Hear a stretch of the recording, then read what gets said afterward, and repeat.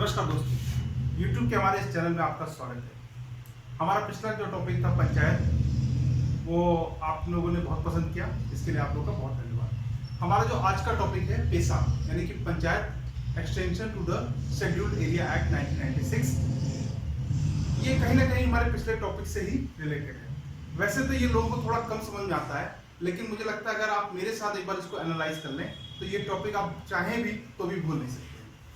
ठीक है, तो हम लोगों ने लास्ट में पंचायत में देखा था कि किस प्रकार से कई सारी कमेटियां बनाई गई, चाहे वो बलवंत राय मेहता हो, Ashok Mehta committee, GV Rao committee, L M Singhvi committee, इसके अलावा थुंगन कमेटी के बारे में हम लोगों ने देखा था। इन सारी कमेटियों के बाद PV नरसिम्हा राव गवर्नमेंट ने 73rd कॉन्स्टिट्यूशनल अमेंडमेंट एक्ट पास किया और हमारे देश में पंचायती राज इंस्टीट्यूशन की स्थापना की। और कॉन्स्टिट्यूशन में एक पार्ट आया, पार्ट 9, जिसमें आर्टिकल 243 से 243O तक पंचायती राज को जगह मिली। लेकिन ये जो पंचायती राज के प्रोविजंस थे वो शेड्यूल्ड एरिया में लागू नहीं किए गए। ऐसा क्यों हुआ? पहले तो आप ये समझिए कि शेड्यूल्ड एरिया क्या है। शेड्यूल्ड एरिया को ट्राइबल एरिया भी बोल सकते हैं। ऐसी जगह जहां पे आदिवासी बाहुल्य क्षेत्र है, जहां आदिवासी ज्यादा रहते हैं, मेजॉरिटी में रहते हैं। ठीक है, ऐसे जगहों पे पंचायत को लागू नहीं किया गया। ऐसा क्यों किया गया? क्योंकि आपको पता होगा आदिवासियों के बारे में कि वो ओरिजिनल हैबिटेट होते हैं उस जगह पे और हजारों सैकड़ों सालों से उस जगह पे रह रहे होते हैं। उनका अपना खुद का एक सोशल स्ट्रक्चर होता है, इकोनॉमिक स्ट्रक्चर होता है, पॉलिटिकल स्ट्रक्चर होता है। और अगर हम बाहर से कोई अपना एक पॉलिटिकल सोशियो इकोनॉमिक स्ट्रक्चर बना के उनके ऊपर इम्पोज करेंगे तो यहाँ पे कॉन्फ्लिक्ट की संभावना उत्पन्न होगी। अगर इस बात को समझने के लिए मैं आपको एक एग्जांपल देता हूँ। सपोज कीजिए कि आर्टिकल 243D में रिजर्वेशन का प्रावधान रखा गया है। रिजर्वेशन 2-3 तरह का इसमें दिया हुआ है। पहला, जैसे मान लीजिए कि 1/3 सीटें जो हैं वो महिलाओं के लिए आरक्षित की गई हैं। राज्यसभा में 1/3 सीटें महिलाओं के लिए आरक्षित की गई हैं। अब सपोज कीजिए कि सेम प्रोविजन आप जाके एक आदिवासी इलाके में अप्लाई करते हैं और बोलते हैं कि ये प्रोविजन के अकॉर्डिंग अब आपका वहां का लोकल गवर्नेंस चलेगा। लेकिन अब आप ये समझिए कि ये जो पंचायत है, ये जो वुमेन रिजर्वेशन है पंचायत में, वो क्यों किया गया? क्योंकि हमारा जो समाज था, भारतीय समाज, पुरुष सत्तात्मक समाज था, मेल डोमिनेटिंग सोसाइटी था और यहाँ पे महिलाएं पिछड़ी हुई थी। महिलाओं को जानबूझकर दबाया गया हुआ था। तो उस बात को कंपनसेट करने के लिए महिलाओं को आरक्षण दिया गया। लेकिन हो सकता है जो आदिवासी समुदाय है, आदिवासी समाज है, वहां पे महिलाओं को शुरू से ही बराबर का अधिकार दिया गया हो। जिस प्रकार हमारे समाज में महिलाओं के प्रति भेदभाव है, हो सकता है आदिवासी समाज ने ऐसा कभी देखा ही ना हो, उनको कभी पता भी ना हो कि भेदभाव भी कोई चीज होती है।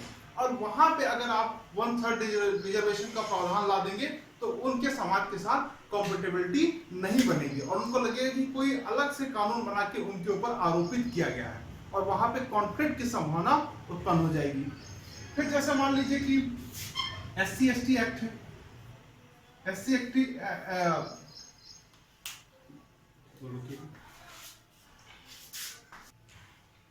अब पंचायती राज एक्ट में SC/ST के लिए रिजर्वेशन का प्रावधान है। वहां पे शेड्यूल कास्ट के लिए भी रिजर्वेशन है और शेड्यूल ट्राइब्स के लिए भी रिजर्वेशन है। पर मान लीजिए कोई एक आदिवासी बहुल इलाका है, सपोज करिए कि वहां 1000 की पॉपुलेशन है, 900 वहां पर शेड्यूल ट्राइब रह रहे हैं और 100 के आसपास शेड्यूल कास्ट रह रहा है। अगर वहां पे उनका मुखिया किसी आप शेड्यूल कास्ट के व्यक्ति को बना देंगे तो वो लोग हो सकता है उसके साथ अपने आप को फिट ना कर पाए, उस सिस्टम के साथ फिट ना कर पाए। उसके बाद जैसे मान लीजिए कि आप किसी को मुखिया चुनने का इसमें है कि डेमोक्रेटिक विधि से चुना जाएगा, वोटिंग होगी वहां पर और उस तरह से मुखिया चुना जाएगा। हो सकता है कि जो आदिवासी समाज है वहां पे जो मुखिया चुनने की प्रक्रिया है वो बिल्कुल इस पंचायती राज इंस्टीट्यूशन में जो बताया गया तरीका है उससे भिन्न हो। जैसे मान लीजिए हो सकता है कोई आदिवासी समाज है जहां पर मुखिया चुनने के लिए ये हंटिंग कैपेबिलिटी हो, कोई प्रतियोगिता होती हो कि भाई आज प्रतियोगिता होगी, जितने भी उम्मीदवार हैं जो सबसे ज्यादा सुअर मार्क लाएगा वो मुखिया चुना जाएगा। और इस स्थिति में अगर आप वहां पे कोई और सिस्टम लेके आते हैं तो वो इसको मानने के लिए शायद तैयार ना हो। ठीक है, तो हो सकता है कि कोई पर्टिकुलर वहां पे वो सरदार हो, सरदार का लड़का बनता हो वहां पे, फिर से मुखिया, फिर उसका लड़का मुखिया बनता हो, इस तरह का कल्चर चला आता हो सकता है। जैसे एक जनजाति है ओराव जनजाति झारखंड में, वहां पे क्या है कि हमेशा दो मुखिया चुने जाते हैं, एक पुरुष चुना जाता है, एक महिला चुना जाता है। अब वहां पे बोलेंगे नहीं एक ही मुखिया होगा, वहां पे एक ही ग्राम प्रधान होगा, तो वहां पे भी ये सिस्टम फिट नहीं होगा। तो इस तरह से आपने समझा कि आदिवासियों का एक अपना सोशल, इकोनॉमिक और पॉलिटिकल कल्चर है। कहीं ऐसा ना हो कि हमारा सोशियो इकोनॉमिक पॉलिटिकल कल्चर उनके सोशियो इकोनॉमिक पॉलिटिकल कल्चर के साथ कॉन्फ्लिक्ट कर जाए, इसलिए पंचायती राज इंस्टीट्यूशन को डायरेक्टली इम्पोज नहीं किया गया शेड्यूल्ड एरियाज में। अब ये शेड्यूल्ड एरिया कहाँ पर है? तो शेड्यूल्ड एरिया संविधान के 5वें अनुसूची में बताए गए हैं, 5th शेड्यूल में बताए गए हैं, और कुल 10 स्टेट्स हैं जहां पर शेड्यूल्ड एरिया हैं। ये 10 स्टेट्स कौन कौन से हैं देख लीजिए। पहला गुजरात, दूसरा एमपी मध्य प्रदेश, तीसरा महाराष्ट्र, चौथा राजस्थान, इसके बाद आपका झारखंड, छत्तीसगढ़,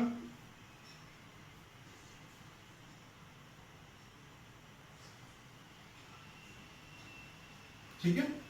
इसके बाद आपका आएगा आंध्र प्रदेश, तेलंगाना,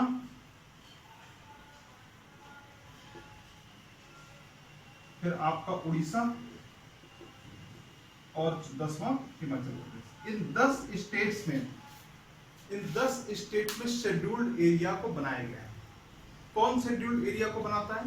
प्रेसिडेंट। प्रेसिडेंट के पास ये पावर होती है कि किसी भी स्टेट में शेड्यूल्ड एरिया को बता सकता है, वहां पर उसका गठन कर सकता है, उनको स्पेशल पावर्स दे सकता है। ठीक है, वो जब चाहे उनको बना सकता है, उनकी बाउंड्री को चेंज कर सकता है, बाउंड्री को बढ़ा सकता है, बाउंड्री को घटा सकता है। तो अभी तक आप लोगों ने समझा कि क्यों पंचायत को शेड्यूल्ड एरिया, ट्राइबल एरिया, आदिवासी बहुल एरिया में एस्टैब्लिश डायरेक्टली इंपोज नहीं किया गया। ठीक है, और शेड्यूल्ड एरिया कहां पर है। उसी प्रोविजन में, पंचायती राज एक्ट में ये प्रोविजन किया गया कि पार्लियामेंट चाहे तो एक अलग से कानून बनाकर पंचायती राज को शेड्यूल्ड एरिया में लागू कर सकती है। इसी क्रम में पार्लियामेंट ने एक कानून लाया जिसका नाम है PESA, Panchayat extension to the scheduled area. अब इसका मतलब आपको समझ में आ गया, Panchayat extension to the scheduled areas, और ये 1996 में लाया गया था, इसीलिए इसको पेसा एक्ट 1996 में बोलते हैं। अब इसमें देख लेते हैं कि पेसा एक्ट में ऐसा क्या प्रोविजन था जिससे ये जो शेड्यूल्ड ट्राइबल एरियाज हैं वहां पर उनके अकॉर्डिंग ये फिट हो रहा था। तो सबसे पहली बात कि जो इसमें ग्राम पंचायत के बारे में बताया गया, तो आपने देखा होगा कि जब आप पंचायत पढ़ रहे थे तो वहां पर पंचायत के बारे में बताया गया था कि 3 स्तरीय होगा, जिला पंचायत, ग्राम पंचायत और बीच में एक ब्लॉक पंचायत। यहाँ पर 3 स्तर वाली कोई व्यवस्था नहीं रखी गई। यहाँ पर ग्राम पंचायत इस तरीके से बनाया गया कि जो वहाँ पे एग्जिस्टिंग परंपरागत तरीके हैं उन्हीं को एक तरह से आप बोल सकते हैं कि मान्यता दी गई। ग्राम पंचायत में जो एग्जिस्टिंग कस्टम, लॉ, ट्रेडिशन है शेड्यूल्ड एरिया के, उन्हीं को मान्यता दी गई। ठीक है, इसके बाद आप देखोगे ये जो ग्राम पंचायत बनेगी, ठीक है, इसमें जो रिजर्वेशन का प्रावधान दिया गया और बोला गया कि जो इसके मेंबर्स होंगे, किसी भी स्तर पे मेंबर्स होंगे, वो मिनिमम 50% शेड्यूल्ड ट्राइब से होंगे, मिनिमम 50% मेंबर शेड्यूल्ड ट्राइब से। कितने स्तर का बनेगा वो वहां के कस्टम और ट्रेडिशन के अकॉर्डिंग डिपेंड करेगा।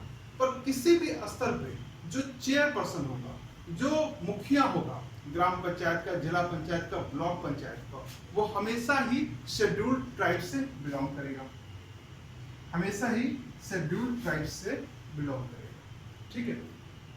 अगर गवर्नर को ऐसा लगता है उस स्टेट के कि यहाँ पर जो शेड्यूल्ड ट्राइब है वो एडिक्वेटली रिप्रेजेंट नहीं हो रहा है, तो वो चाहे तो शेड्यूल्ड ट्राइब को नॉमिनेट कर सकता है। सपोज करो कि 3-4 शेड्यूल्ड ट्राइब एक ग्राम पंचायत में रहे हैं और गवर्नर को लगता है कि कोई पर्टिकुलर शेड्यूल्ड ट्राइब है जिसका जो चुना नहीं जा सका या उस समिति में सही से रिप्रेजेंट नहीं हो रहा है, तो जितने भी मेंबर हैं वहां पर, सपोज करो 100 मेंबर्स हैं, तो उसका 1/10 गवर्नर चाहे तो नॉमिनेट कर सकता है। ठीक है।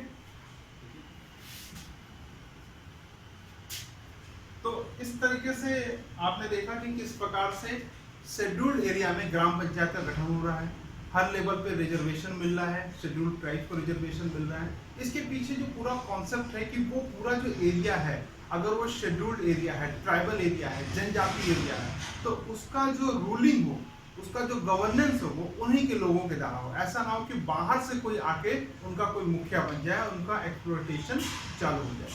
अब ये ग्राम पंचायत जब बन जाएगी तो इसको बहुत सारे पावर दिए गए। ठीक है। कौन कौन से पावर हैं इनको देख लेते हैं। अब जितने भी आपने देखा होगा जो जनजाति बाहुल एरिया है वो जंगलों के आसपास है, इनका जंगलों से एक बहुत ही अटूट नाता रहा है। तो जंगल में होने वाली जो उपज है जिसको हम बोलते हैं minor forest produce, minor forest produce. अब इसमें क्या क्या चीजें आती हैं माइनर फॉरेस्ट प्रोड्यूस में, जैसे तेंदू के पत्ते जिससे अब बीड़ी बनती है, ठीक है, शहद, मधुमक्खियों द्वारा जो शहद बनाई जाती है वो, बैम्बू ट्रीज, ये जितने भी माइनर फॉरेस्ट प्रोड्यूस हैं ये सब पे इस ग्राम सभा का अधिकार होगा। कहाँ बेचा जाना है, कितना बेचा जाना है, इस सब पे ग्राम सभा का अधिकार होगा। ग्राम सभा के थ्रू मतलब उस लोकल एरिया के जो लोग हैं उनका अधिकार इस पे हो जाएगा। इसके अलावा जो माइनर मिनरल्स हैं उसके ऊपर भी इस ग्राम सभा का अधिकार होगा। ये माइनर मिनरल्स क्या है, सपोज कर लिए बालू पाया जा रहा है, शेल पाया जा रहा है, ग्रेनाइट पाया जा रहा है वहां पर, है ना, ये सब सारी चीजों को माइनर मिनरल्स बोला गया है और इन सब चीजों पर भी तो उनका अधिकार होगा। अगर मान लीजिए कोई मेले का आयोजन हो रहा है, ठीक है, कोई मेले का आयोजन हो रहा है इनके जो प्रोड्यूस हैं उसको देखने के लिए, तो उसके ऊपर भी ग्राम पंचायत का अधिकार होगा। दोस्तों दिल्ली में एक जगह है दिल्ली हाट, वहां पे अधिकतर जो है आदिवासी जनजाति मेला लगता है और कभी आपको मौका मिले तो वहां पे विजिट करिएगा और आप देखेंगे कि जितनी भी रोजमर्रा की आवश्यकता की चीजें होती हैं, चाहे वो कपड़े हों, चाहे आभूषण हो, खाने पीने की चीजें हों, फर्नीचर्स हों, है ना, आपको हर एक चीज वहां पे आपको मिलेगी, आदिवासी जनजातियों द्वारा बनाई गई। और आप जानकर बहुत सरप्राइज होंगे कि वो बिना प्लास्टिक का यूज किए, जैसे आप आसपास अपनी चीजों को देख रहे होंगे तो उसमें आप देखते होंगे सारी चीजें प्लास्टिक की बनी हुई हैं, सारी चीजें इलेक्ट्रॉनिक आइटम्स की बनी हुई हैं, चिप्स की बनी हैं, सिलिकॉन की बनी हैं। लेकिन आप बहुत जान के आश्चर्य होंगे कि बहुत सारी चीजें लकड़ियों से उन्होंने बना रखी है। हर एक चीज, बर्तन हुए, उनके जो खाने पीने का तरीका है, हर एक चीज उन्होंने लगभग बना रखी है। कभी आपको मौका मिले तो दिल्ली हाट में जब भी ये मेला लगता है, ये आदिवासी जनजाति मेला लगता है, तो वहां पे जरूर जाइए। ठीक है। तो माइनर फॉरेस्ट प्रोड्यूस पे इनका अधिकार होगा, माइनर मिनरल्स पे अधिकार होगा इनका, कोई वहां पे मेला लगता है उसके ऊपर अधिकार होगा। कभी मान लीजिए कि यहाँ पे कोई लैंड एक्विजिशन करना है तो उसके लिए भी इस ग्राम सभा की परमिशन की आवश्यकता होगी।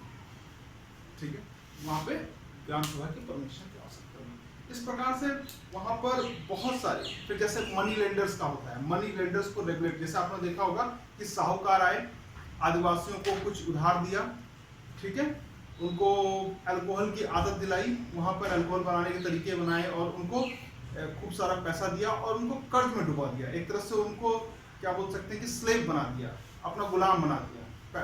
उधार दिया, उधार को चुका नहीं पा सकते हैं, ठीक है, तो वहाँ पे जो मनी लेंडिंग है उसने बहुत ही एक्सप्लॉयटेशन किया है प्राइस का। तो जो मनी लेंडिंग एक्टिविटीज को भी कंट्रोल करने के लिए वहाँ पर पावर दिया गया है ग्राम सभा। मनी लेंडिंग एक्टिविटीज को कंट्रोल करने के लिए वहाँ पर इनको पावर दिया गया। ठीक है, अब आप देखेंगे कि इतनी सारी पावर इनको मिली है, अपना फॉरेस्ट प्रोड्यूस, माइनर मिनरल, मेला, लैंड एक्विजिशन, मनी लेंडिंग, इसके अलावा अल्कोहल जो वहाँ पे बनता है उसके रेगुलेशन का भी अधिकार ग्राम पंचायत को मिला है। लेकिन जिस उद्देश्य से इसको बनाया गया था कि जो शेड्यूल्ड ट्राइब है अपना लोकल गवर्नेंस कर सके और आगे बढ़ सके, इसमें बहुत सारी लिमिटेशंस, बहुत सारी बाधाएं हैं। तो क्या क्या बाधाएं हैं उसको हम थोड़ा सा देख लेते हैं। सबसे पहली बाधा इसके ऊपर आती है तो वो है एजुकेशन की बात। अगर एजुकेशन नहीं है तो हो सकता है इस पूरे एक्ट को ही वो ना समझ पाए। लैंग्वेज की जो बैरियर आता है ये भी एक बहुत बड़ा दिक्कत है कि भाई कोई अधिकारी अगर जा रहा है, क्योंकि हर जगह ब्यूरोक्रेसी इन्वॉल्व है, तो अधिकारी अपनी बात को सकता है सही से ना कह सकता हो, ये अपनी बात को ना कह सकते हो, सब कुछ किसी बिचौलिए के ऊपर डिपेंड करता हो। तो एजुकेशन एक बहुत बड़ी प्रॉब्लम है। दूसरी चीज कैपेसिटी इनहेंसमेंट नहीं हुआ है। कैपेसिटी मतलब ये सब कुछ डिपेंड करता है कि जो आपने मुखिया चुना है उसकी क्या कैपेसिटी है, जो इलेक्टेड रिप्रेजेंटेटिव है पंचायत में उसकी क्या कैपेसिटी है, कैसे वो योजनाओं का लाभ केंद्र से, राज्य सरकारों से लेके अपने क्षेत्र में पहुंचा पा रहा है। तो अगर कैपेसिटी इनहेंसमेंट नहीं है, कैपेसिटी इनहेंसमेंट के लिए काम नहीं हो रहा है, तो सारी पंचायत की भूमिका है वो कहीं ना कहीं छोटी पड़ जाती है। ठीक है, उसके बाद देखेंगे मनी। मनी का मतलब क्या है कि आपने देखा होगा कि स्टेट फाइनेंस कमीशन होता है जो कि रिकमेंड करता है कि कितना पैसा पंचायत को स्टेट गवर्नमेंट से जाएगा। लेकिन ऐसा देखा गया है कि सरकार जो है पहले से ही योजनाएं बना के रखी है, पहले आपको पैसा देगी और बोलेगी ये पैसा यहीं पे खर्च करना है। आपके पास ऑटोनॉमी नहीं है, पैसा दिया आपको, मान लीजिए कि आपके अकाउंट में 1000 रुपए है और पहले से बता दिया है कि 700 रुपए आपको मनरेगा के लिए खर्चा करना है, 200 रुपए आपको मिड डे मील के लिए खर्चा करना है। जब सारा पैसा पहले से ही प्री डिफाइंड है तो आपके पास जो ऑटोनॉमी है कि आपकी गांव की समस्या है कि वहाँ पे एक खड़ंजा सड़क आपको बनानी है, वहाँ पे आपको एक सड़क निकालनी है, आपको हो सकता है कि वहाँ पे कुछ और दिक्कतें हो सकता है कि जानवर वहाँ पे आ रहे हो तो आपको एक बाउंड्री वॉल चलानी हो, ठीक है, खेतों को नुकसान कर रहे हैं जानवर तो आपको बाउंड्री वॉल चलानी, तो आपके पास उतना जो क्या बोलते हैं और फिस्कल ऑटोनॉमी आपके पास बचती नहीं। ठीक है, तो पहले से पैसा प्री डिफाइंड होके इन लोगों के पास आता है, ये एक बहुत बड़ी समस्या है। फिर जो टैक्सेशन का इनके पास इतना पावर नहीं होता है तो इनके पास वही फिस्कल ऑटोनॉमी नहीं आ पाती है। और हमारे देश में आप जानते ही हैं कि हर जगह ब्यूरोक्रेसी, रेड टेपिज्म और पॉलिटिकल नेपोटिज्म, ये सब सारी चीजें इन्वॉल्व हैं, ये सब भी इनकी समस्याओं को बढ़ाती रहती हैं। और कह सकते हैं कि अभी बहुत ज़्यादा समय नहीं हुआ है पंचायत पेशा एक्ट को लागू हुए, और इसको थोड़ा और समय दिया जाए, थोड़ा और कैपेसिटी बिल्डिंग किया जाए तो हमारा जो शेड्यूल्ड एरियाज है, यहाँ पे आदिवासी बहुल क्षेत्र है, वो भी बहुत तेजी से विकास करेगा। और जैसे हम कॉन्फ्लिक्ट देख रहे हैं, जैसे नक्सल प्रभावित एरिया है जहाँ पे हम कॉन्फ्लिक्ट देख रहे हैं, इस तरह के कॉन्फ्लिक्ट को अवॉइड कर सकते हैं। उम्मीद है दोस्तों कि आपको ये लेक्चर पसंद आया होगा और इसी तरह हमारे साथ बने रहें। हमारे इस चैनल को आप सब्सक्राइब भी कर सकते हैं, शेयर भी करिए, लाइक करिए, कमेंट कीजिए। Thank you.